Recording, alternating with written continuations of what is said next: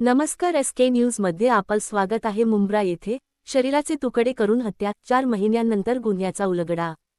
ठाणे जिल्ह्यातील मुंब्रा परिसरात 23 वर्षीय तरुणाच्या हत्येचा तब्बल 4 महिन्यांनंतर छडा लागला आहे.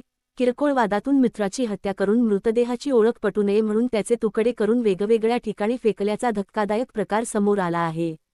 नेमकी घटना आणि कारवाई. 2 सख्खे भाऊ अटकेत. या प्रकरणी पोलिसांनी 2 सख्ख्या भावांना अटक केली असून न्यायालयाने त्यांना 20 जुलैपर्यंत पोलीस कोठडी सुनावली आहे. गुन्हेगारांची नावे: पोलिसांनी फैज सुलतान मालीम, वय 24, आणि त्याचा भाऊ अल्बान सुलतान मालीम, वय 23, या दोघांना ताब्यात घेतले आहे. हत्येचे कारण: काही दिवसांपूर्वी झालेल्या किरकोळ वादाचा राग आरोपींच्या मनात होता. 13 मार्चच्या रात्री त्यांनी पीडित तरुणाला रिक्षातून निर्जनस्थळी नेले आणि धारदार शस्त्राने त्याची हत्या केली. पुरावा नष्ट करण्याच्या उद्देशाने मृतदेहाचे तुकडे करून वेगवेगळ्या ठिकाणी फेकले. पोलिसांचे यश.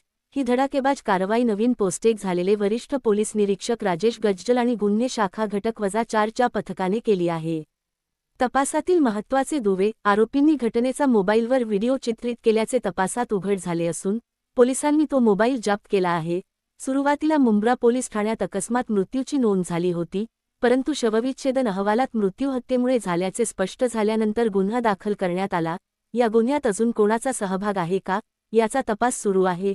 पाहत रहा SK न्यूज बदलापूर.